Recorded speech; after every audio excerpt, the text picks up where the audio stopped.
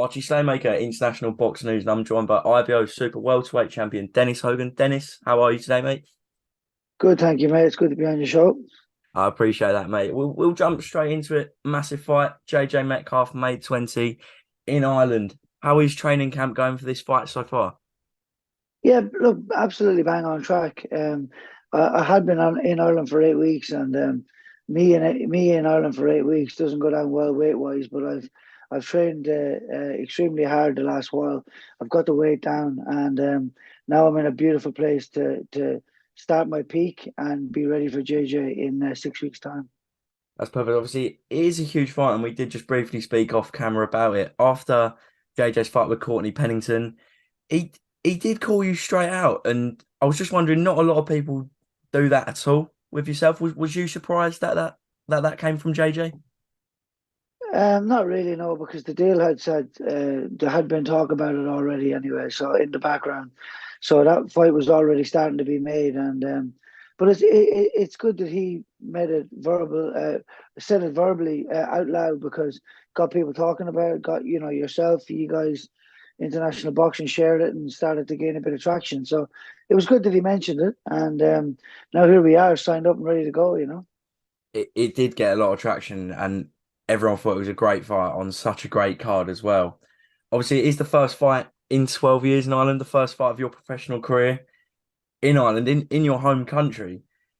What made you think now was a good time to return to Ireland? Was it just the card, or was there anything in particular at all? Well, the goal was always to go out into the world and gain a world championship fight and come back and defend it. And it's always good to look back on. It's always easy to look back in hindsight and say everything happens for a reason. It's harder to say it at the time, but I did. I knew when I didn't win the strap the first times of trying.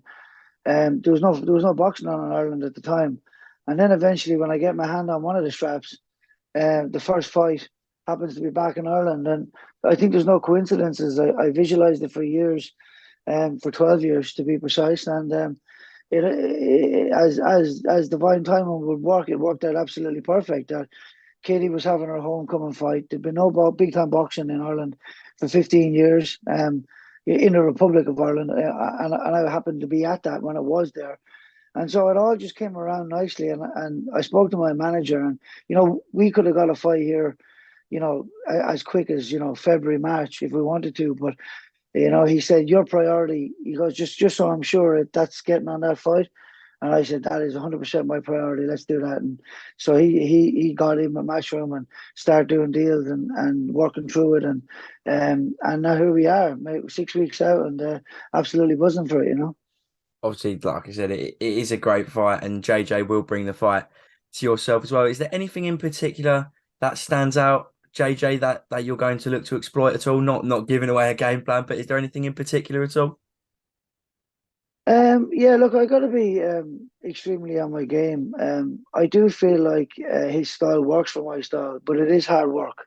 So it's really just about staying focused at all times and executing that plan beautifully. There's a couple of curveballs that I can't really talk about too much, but I have been improving in these certain things that we think will come up, and especially in the last couple of weeks, especially the last couple of spars.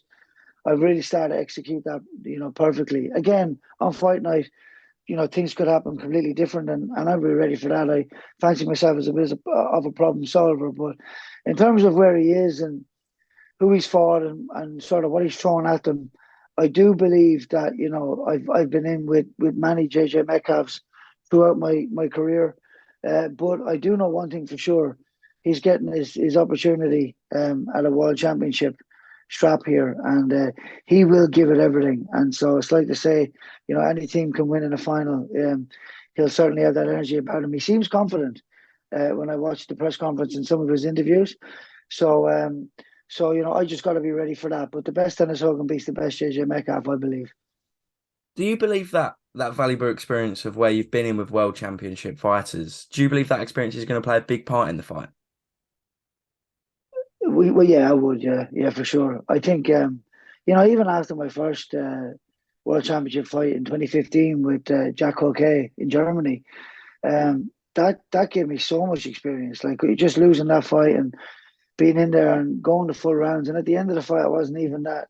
It was more. Oh God, I just didn't really rise to the occasion with what had happened. But I knew that I could get back to that, and it sort of kicked me on again. And then obviously we had Mexico, where I did that in the Mexicans' backyard.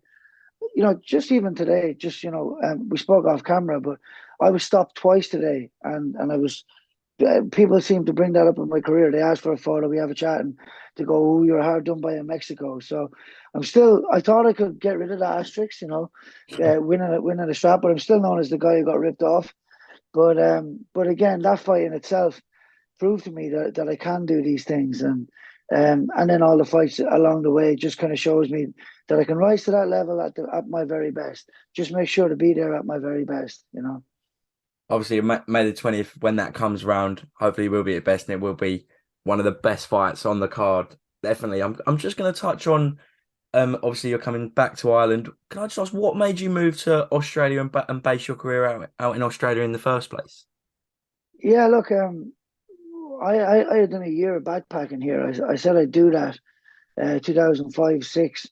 I do that then before I sort of knuckle back down into my boxing. And I did that, and I came back, and lo and behold, there was only a couple of fights in when there was a team going back out to Australia again. So I was funny. I came back here, boxed once in Brisbane, twice in Sydney, and the trainer promoter, they were running pro am shows, so we fought on pro am shows. And he said, Steve Deller said, if you ever want to come back out and have a pro fight, you'd be more than welcome. I had some good wins here, and that was in the back of my mind. But I did think I wanted to be closer to Ireland in terms of maybe UK, or more so. I was looking at Boston. I heard there was a big Irish following out there, and I was sort of looking at that. But then the recession kicked in, and just things fell bad. And I was like, you know what? Maybe it's time now to go pro. So I rang up Steve, and I said, could we get a fight? And he said, pretty much if you're here for Christmas, you'll be on St. Patrick's Day. So that was it. Jumped on a plane, got out here. That fight did get 2 weeks postponed, but it kept going. I ended up having 9 fights in 11 months in my first year as a pro, and I grew roots and never looked back. I had my fights, won the NABA USA title, fought main event CBS Sports Network, did all that from here. Fought world championship fights around the world and did all that from here. So I've had everything I've needed from here, but that was the main reason for coming out here. And now I'm an Australian with Australian dollars, and love the journey and love this place. So Yeah, that's perfect. Obviously, another thing we did speak briefly off camera is that you have actually signed a multi-fight deal with Matchroom Boxing, and I'm just looking to see, where are you going to be basing your career now? Is it going to be in Ireland or Australia? Because obviously Matchroom are expanding to Australia, doing shows out there. Have you got a preference at all? well, mate, that's the that's the icing on the cake there, because Liam Barrow versus Brock Jarvis was that, believe it or not, it's actually in a place called the Piazza on the South Bank, which I used to go for a walk down there nearly every night, and I used to pass that place thinking perfect spot for a fight night, and then Matchroom go and do a show there, and then I get signed by Matchroom. So it'd be great to do it there, but if not, we'll do it anywhere here in Brisbane. Matchroom fights in Brisbane, like I say, America, UK, Ireland. I pretty much feel very supported being with Matchroom at the moment. So I don't know if you'll be able to talk about the contract at all, but can I ask how many fights is the contract at all? it's a 3 fight deal to start with. Yeah, yeah, That's perfect. yeah. Obviously, another one that I'm just going to touch on is straight after the Sam Egginton victory. I won't touch on it too much. You've got a tattoo. I think it's what your grandfather told you. It says, "Give it everything you've got." You've certainly done that in every fight to date. Is that your motivation? Is it your grandfather? Is that the motivation that keeps you going? Yeah, look, I sort of once I adapted the mindset, I couldn't get rid of it. It was his very last words before his very last words that I heard from his mouth were, "Give it everything you've got." It was actually a little bit bigger than that. It was, "Give up that drink, son, and give it everything you've got." He knew I was partying. I was 2-0 as a pro, and I was partying a bit. And he rang one time to say hello, and it was a weeknight.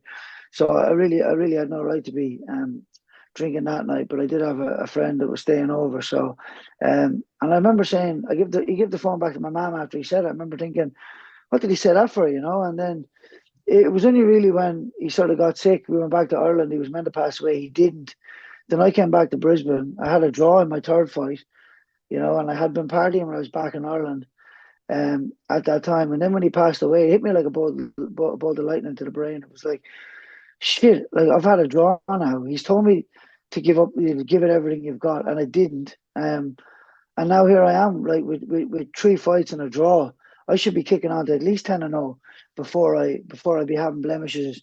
You know, I was thinking, and I just thought, you know what? And I just said, I'm going to give this everything I've got. And I walked into the toilet, I looked in the mirror, and I said, from now on, I'm the world champion. And every decision I make is going to be that of a world champion until I get a world title strap. And that was it then. That was it. There was no second guessing anything. Everything was done according to me, you know, in terms of what's going to get me there, what I need to do. Yeah, I can have a bit of time or I can do this or that, but well away from fights, blah, blah, blah. And I just did that. And, you know, it served me very, very well. There were some very wise words from my grandfather, and they were probably life-changing for me. So, Obviously, that's brilliant. Obviously, that motivation has got you to where you are now, and IBO world champion on the brink of huge fights come through on May 20th. Not looking past May 20th, but obviously you do have the world champions undisputed. It looks like it's going to be Tszyu. That's going to be next. I'm just going to ask you for a quick prediction on that if that fight does get made. before that Harrison fight, I thought that, you know, if Sue goes over there, I thought Charlotte would probably win it. I did think that, because I thought, you know, Tim can be hit, and Charlo's just got that power. But you know, but if you get Charlo in Sydney, or you get Zoo in Sydney, it's a different story too, as Tony Harrison found out. So that is a bit of a different story. But Tim looked very well there, and he's a very deserved world champion or interim champion, whatever he is. But now I think I think it's a bit of a change in the tide. I think he's shown that he gets better with every fight, and he's able to rise with the levels.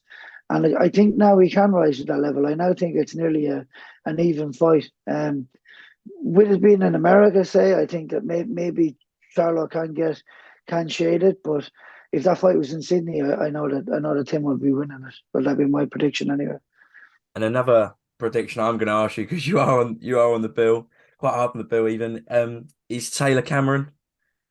I'm not going to ask you to sit on the fence at all, but who do you think that'll win that fight? Well, look, I have to back Katie every time because I don't know what it's like for her to not be successful and winning and just being the champ that she is. But I actually never, you know, over here, the worst for us to watch is UK time, because that starts at about 3 or 4 in the morning here and doesn't finish up till about 6 or so. So I haven't seen too much of her opponent, Cameron. So luckily, I'm actually glad that I haven't, because I don't want to make a prediction anyway. So No, I totally understand. And yeah, that was what do you think?